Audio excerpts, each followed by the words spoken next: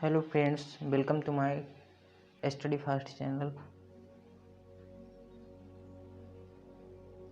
Study fast channel में आप लोगों का हार्दिक स्वागत है। जैसे कि आप लोगों ने पहला वीडियो और दूसरा वीडियो देख चुका होगा। अगर नहीं देखे होंगे तो पार्ट 1 और पार्ट 2 हमने 2 वीडियो ऑलरेडी बना रखा है। हम एनसीईआरटी क्लासेस के हम लेक्चर 3 में पहला चैप्टर क्या, कब, कहाँ और कैसे कवर करेंगे।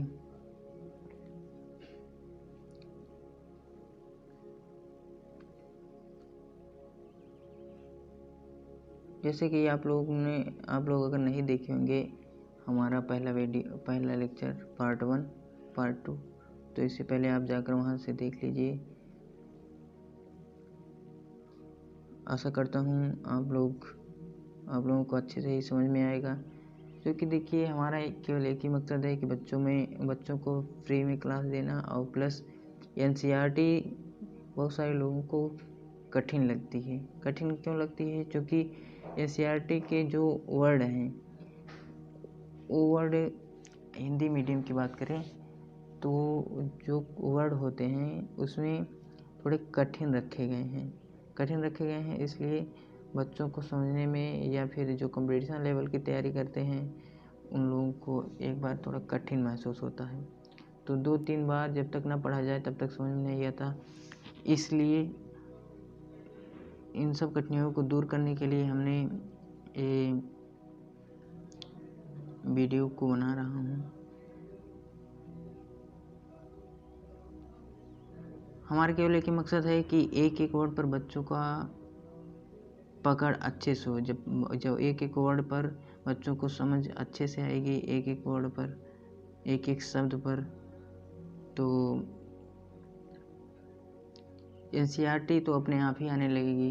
एनसीईआरटी चाहे इतिहास हो, चाहे भूगोल हो, कोई भी सब्जेक्ट हो। अब चलिए हम आगे बात करते हैं। इससे पहले कि हम अतीत के बारे में कैसे जाने, यहाँ तक हो गया था और हमको यहीं से पढ़ाना था कि अगला जो है पार्ट 3 लेक्चर में आज हम कवर करेंगे पूरा एनसीईआरटी का पहला चैप्टर। आज यहीं ख़त्म करेंगे। फिर उसके बाद हमारा लेक्चर पार्ट 4 आएगा। पार्ट 4 में अगले चैप्टर की शुरुआत होगी। ठीक है, ज़्यादा बात न करते हुए हम देखिए इसके अगले क्वेश्चन पर बात करते हैं। देखिए यहाँ दिया गया है, क्या तुम बता सकती हो कि कठोर सतह पर लेख लिखवाने के क्या लाभ थे? ऐसा करवाने में क्या क्या कठिनाई आती थी? ऐसा रसीदा ने मतलब कि क्वेश्चन कर रही है रसीदा। रसीदा से क्वेश्चन, क्या तुम बता सकती हो कि कठोर सतह पर लेख लिखवाने के क्या लाभ थे? ऐसा करवाने से क्या क्या कठिनाइयाँ आती थीं? मैंने क्वेश्चन पूछा गया है ये बच्चों से। बच्चे जो होते हैं बहुत प्यारे होते हैं क्लास 6 से, तो उनसे एक क्वेश्चन पूछा गया है। इसका मतलब ये है कि आगे इससे बच्चों को समझ में आए। अब देखिए क्या लिखा गया है। इसके अतिरिक्त यहाँ पर इस लाइन में देखिए, इसके अतिरिक्त अन्य कई वस्तुएं अतीत में बनी और प्रयोग में लाई जाती थी। ऐसी वस्तुओं का अध्ययन करने वाला व्यक्ति पुरातत्वविद कहलाता था। देखिए यहाँ पर कह रहा है, यहाँ पर देखिए अन्य कई वस्तुएं अतीत में बनी माने कि बहुत समय पहले कुछ वस्तुएं बनी और जो आज तक भी प्रयोग में लाई जाती थी, उनको पुरातत्वविद, ऐसी वस्तुओं का अध्ययन करने वाला व्यक्ति पुरातत्वविद कहलाता है। जैसे प्राचीन काल में घड़ा बनाया गया था। घड़े के तात्पर्य है कि जैसे मिट्टी में पहले लोग बर्तन नहीं हुआ करता तो मिट्टी के बर्तन बनाते थे, मटकी में पानी पीते थे, खाना बनाते थे। तो आज के युग में स्टील के बर्तन आ गए हैं, एल्युमिनियम के बर्तन आ गए हैं, लोहे के बर्तन आ गए हैं, आप लोगों ने देखा ही होगा। तो जैसे पहले के जो बर्तने थे, जब हमारी सभ्यता की खोज हुई तो वहाँ पर से इस मिट्टी के बर्तन प्राप्त हुए। जिन्होंने इसका अध्ययन किया उनको पुरातत्वविद कहा जाता है। पुरातत्वविद क्या होते हैं? पत्थर और ईंट से बनी इमारतों के अवशेषों, चित्रों तथा मूर्तियों का अध्ययन करते हैं। ये देखिए, एक वर्ड है पुरातत्वविद, इसको आप लोग अच्छे से समझ लेना। पुरातत्वविद, पुरातत्वविद का तात्पर्य ये है जो पत्थर और ईंट से बनी इमारतों, चित्रों तथा मूर्तियों का अध्ययन करते हैं, उन्हें पुरातत्वविद कहा जाता है। वे औजारों, हथियारों, बर्तनों और आभूषणों, ये देखिए, आभूषणों तथा सिक्कों की प्राप्ति के लिए छानबीन तथा खुदाई भी करते हैं।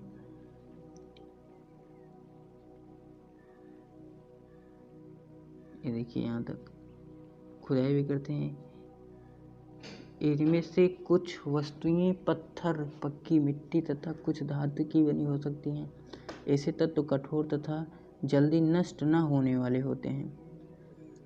माने देखिए, पहले के लोगों को भी यह नॉलेज था कि ऐसी वस्तुएं बनाई जाएं कि जिससे नष्ट ना हो। आज के युग में भी ऐसी वस्तुएं बनाई जाती हैं। जो बनाने वाले होते हैं वो इस बात पर विशेष ध्यान देते हैं कि हम जो वस्तु बना रहे हैं अधिकांशतः या मैक्सिमम दिन तक चलती रहे। ठीक है। और देखिए, पुरातत्वविद जानवरों, चिड़ियों तथा मछलियों की हड्डियाँ भी ढूंढते हैं। पुरातत्वविद, जैसे कि मैंने पहले समझा रखा है, पुरातत्वविद कौन होते हैं। पुरातत्वविद यही सब है। जैसे अगर किसी से पूछा जाए पुरातत्वविद क्या होता है, नहीं बता पाएंगे। एनसीईआरटी में पुरातत्वविद से क्वेश्चंस बहुत उठते हैं, तो हम इस बात पर विशेष ध्यान देते हैं कि एक एक शब्द बच्चों को अच्छे समझ में आए, जिससे बच्चों को पढ़ने में बहुत आसानी होगी। पुरातत्वविद, देखिए, पुरातत्वविद का मतलब आप लोग समझ गए होंगे। तो पुरातत्वविद कहने, जब हम यहाँ पुरातत्वविद पर बात करेंगे तो आपको इमेजिनेशन हो जाना चाहिए पुरातत्वविद किसे कहते हैं, तब आपको अच्छे समझ आए। पुरातत्वविद जानवरों, चिड़ियों तथा मछलियों की हड्डियाँ भी ढूंढते हैं। इससे उन्हें यह जानने में मदद मिलती है कि अतीत में लोग क्या खाते थे। वनस्पतियों के अवशेष बहुत मुश्किल से बच पाते हैं। यदि अन्न के दाने अथवा मकड़ी के टुकड़े जल जाते हैं तो वे जले हुए रूप में बचे रहते हैं। क्या पुरातत्वविदों को बहुधा कपड़ों के अवशेष मिलते होंगे?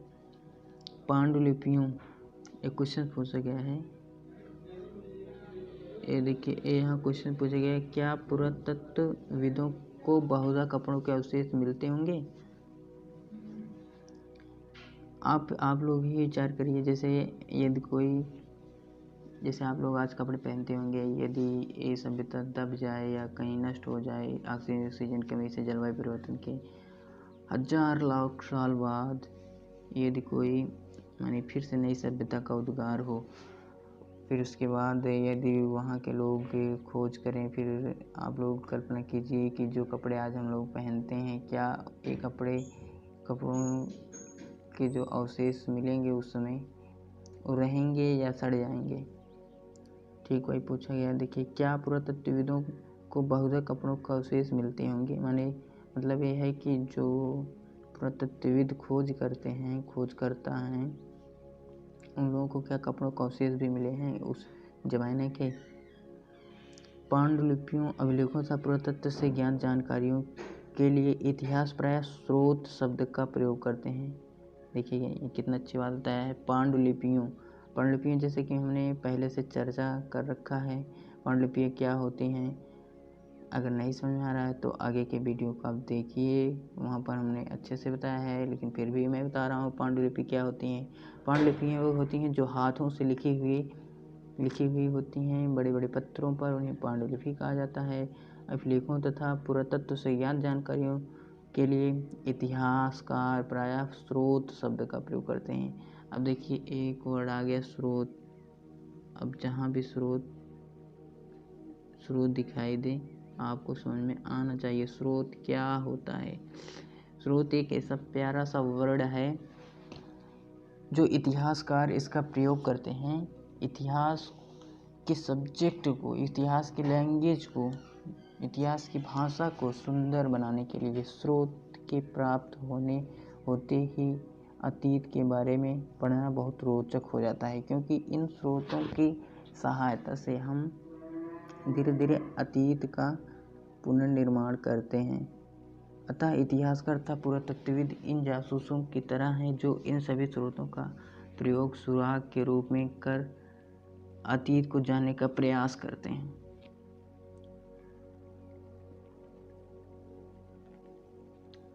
अतीत एक या अनेक, एक क्वेश्चन ये भी पूछा गया है, अतीत एक है या अनेक है।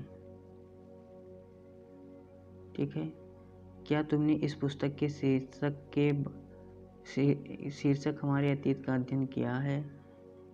यहाँ अतीत शब्द का प्रयोग बहुवचन के रूप में किया गया है। ऐसा इस तथ्य की ओर ध्यान दिलाने के लिए किया गया है कि अलग अलग समूह के लोगों के लिए इस अतीत के अलग अलग मायने थे। उदाहरण के लिए पशुपालकों तथा कृषकों का जीवन राजाओं तथा रानियों के जीवन से तथा व्यापारियों का जीवन शिल्पकारों के जीवन से बहुत भिन्न था।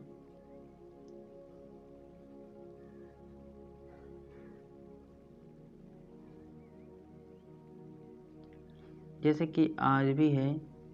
अब यहाँ पर जो व्यापारी लोग होते हैं या फिर कृषक लोग होते हैं या फिर जो राजा लोग होते हैं, राजा महाराजा, उन लोगों का जीवन सबका भिन्न भिन्न होता है। इस तरीके से पहले भी था, उसी के बारे में बताया गया है। ठीक है, जैसा कि हम आज भी देखते हैं, उस समय भी देश के अलग अलग हिस्सों में लोग अलग अलग व्यवहारों और रीति रिवाजों का पालन करते थे। उदाहरण के लिए आज अंडमान द्वीप के अधिकांश लोग अपना भोजन मछलियाँ पकड़कर शिकार करके तथा फल फूल के संग्रह द्वारा प्राप्त करते हैं। इसके विपरीत शहरों में रहने वाले लोग खाद्य आपूर्ति के लिए अन्य व्यक्तियों पर निर्भर करते हैं। इस तरह के भेद अतीत में भी विद्यमान थे। इसके अतिरिक्त एक अन्य तरह के भेद हैं। उस समय शासक अपने विजयों का लेखा जोखा रखते थे। यही कारण है कि हम उन शासकों तथा उनके द्वारा लड़ी जाने वाली लड़ाइयों के बारे में काफ़ी कुछ जानते हैं, जबकि शिकारी मछुआरे के तात्पर्य है मछली पकड़ने वाले संग्राहक हम बता चुके हैं पहले। कृषक अथवा पशुपालक जैसे आम आदमी प्रायः अपने कार्यों का लेखा जोखा नहीं रखते थे। पुरातत्व की सहायता से हमें उनके जीवन को जानने में मदद मिलती है, जबकि अभी भी इनके बारे में बहुत कुछ जानना शेष है। तिथियों का मतलब, अब ये जो तिथियाँ होती हैं इनका मतलब देखिए बताया गया है। तिथियों का मतलब क्या होता है।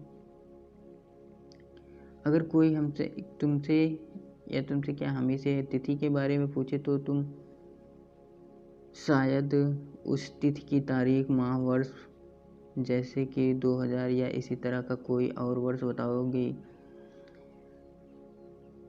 वर्ष की यह गणना ईसाई धर्म प्रवर्तक ईसा मसीह के जन्म की तिथि से की जाती है। अतः 2000 वर्ष पहले का तात्पर्य ईसा मसीह के जन्म के 2000 वर्ष के बाद से है। ईसा मसीह के जन्म के पूर्व की सभी तिथियां ईसा पूर्व, ईसा के पहले के रूप में जानी जाती हैं। इस पुस्तक में हम 2000 को अपना आरंभिक बिंदु मानते हुए वर्तमान में पूर्व की तिथियों का उल्लेख करेंगे। ये देखिए यहाँ तक हो गया।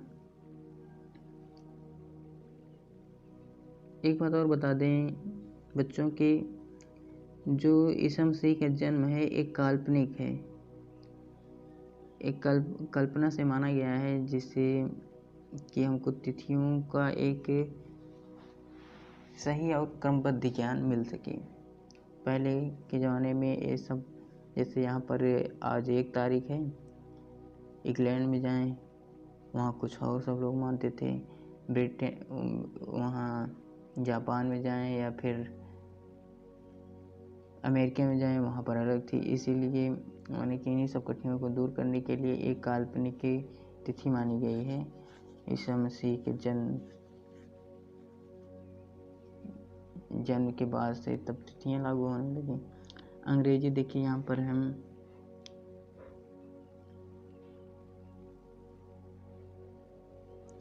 अंग्रेजी में BC, हिंदी में ईसा पूर्व का तात्पर्य बिफोर क्राइस्ट ईसा पूर्व से होता है। कभी कभी तुम तिथियों के पहले AD का तात्पर्य हिंदी में ईसवी एनो डोमिनी लिखा पाती हो। यह एनो डोमिनी शब्द 2 लैटिन शब्द से बना है तथा इसका तात्पर्य ईसा मसीह के जन्म के वर्ष से है। कभी कभी AD की जगह CE तब BC की जगह BCE का प्रयोग होता है। CE अक्षरों का प्रयोग कॉमन इरा ये देखिए CE का प्रयोग अगर कोई पूछे क्या होता है, CE का प्रयोग होता है कॉमन इरा।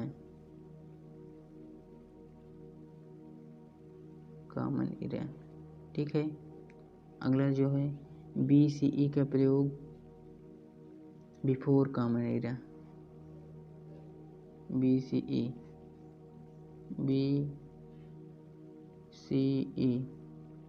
का प्रयोग है बिफोर कॉमन इरा।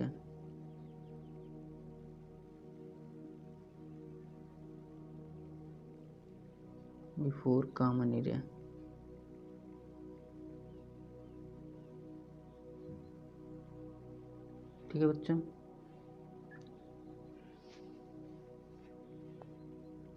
क्योंकि विश्व के अधिकांश देशों में अब तक कैलेंडर का प्रयोग सामान्य हो गया है, भारत की तिथियों के इस रूप का प्रयोग लगभग 200 वर्ष पूर्व आरंभ हुआ था। कभी कभी अंग्रेजी के BP अक्षरों का प्रयोग होता है, इसका तात्पर्य बिफोर प्रेजेंट वर्तमान से पहले है। पृष्ठ 3 पर 2 तिथियां हैं, उनका पता लगाओ। इनके लिए तुम किस समूह का प्रयोग करोगे? ये देखिए अन्यत्र, जैसे कि हमने पहले पढ़ा, अभिलेख कठोर सत्यों पर उत्कीर्ण करवाए जाते हैं। इनमें से कई अभिलेख कई सौ वर्ष पूर्व लिखे गए हैं। सभी अभिलेखों में लिपियों और भाषाओं का प्रयोग हुआ है। समय के साथ साथ अभिलेखों में प्रयुक्त भाषाओं तथा लिपियों में विद्वान कैसे जान पाते हैं कि क्या लिखा था? इसका पता अज्ञात लिपि का अर्थ निकालने की एक प्रक्रिया द्वारा लगाया जा सकता है। इस प्रकार की अज्ञात लिपि को जानने की एक प्रसिद्ध कहानी उत्तरी अफ्रीका देश मिस्र से मिलती है। लगभग 5000 वर्ष पूर्व यहाँ राजा रानी रहते थे। ठीक है। मिस्र के उत्तरी तट पर रोसेट्टा देखिए एक बहुत प्यारा शब्द है। यहाँ से रोसेट्टा पर बहुत सारे क्वेश्चन बनाए जाते हैं। रोसेट्टा पूछते हैं क्या होता है। रोसेट्टा नाम का एक कस्बा है। यहाँ से एक ऐसा उत्कीर्णित पत्थर मिला है जिस पर एक ही लेख 3 भिन्न भिन्न भाषाओं तथा लिपियों में है। कुछ विद्वान यूनानी भाषा पढ़ सकते हैं। उन्होंने बताया कि यहाँ राजाओं तथा रानियों के नाम एक छोटे से फ्रेम में दिखाए गए हैं। इसे कारतूस कहा जाता है। कारतूस देखिए, कारतूस क्या होता है? कारतूस कहा जाता है। कारतूस से तात्पर्य आज के लोगों में जैसे बंदूक की गोली कारतूस कहते हैं, लेकिन वो कारतूस नहीं है। कारतूस जो एक फोटो फ्रेम हुआ करता था, उस फोटो फ्रेम में राजा और रानियों के नाम लिखे हुए होते हैं, उसी को कारतूस कहा जाता था। इसके बाद विद्वानों ने यूनानी भाषा तथा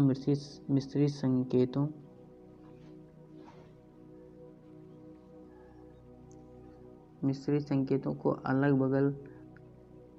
बगल रखते हुए मिस्री अक्षरों की समानार्थक ध्वनियों की पहचान की। जैसा कि तुम देख सकते हो कि यहाँ एक अक्षर के लिए शेर तथा ए अक्षर के लिए चिड़िया के चित्र बने हैं। एक बार जब उन्होंने यह जान लिया कि विभिन्न अक्षर किनके लिए प्रयुक्त हुए हैं, तो वे आसानी से यह अभिलेखों को पढ़ भी सकते हैं। अब यहाँ पर देखिए दिया गया है, कल्पना करो।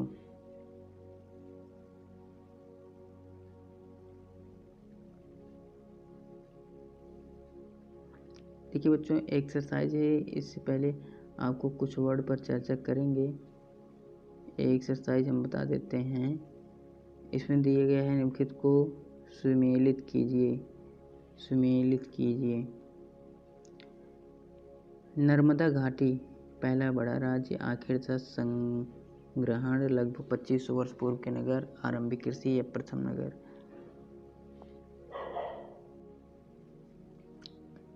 ये देखिए बच्चों, नर्मदा घाटी, जो नर्मदा घाटी है इसको अगर आप सम्मिलित करना चाहेंगे तो ये देखिए आपका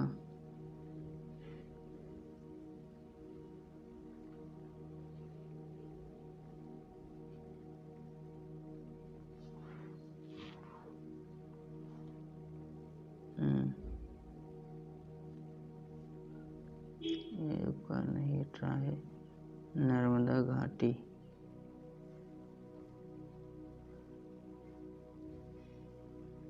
नर्मदा घाटी, इसको यहाँ सेलेक्ट कर लेते हैं।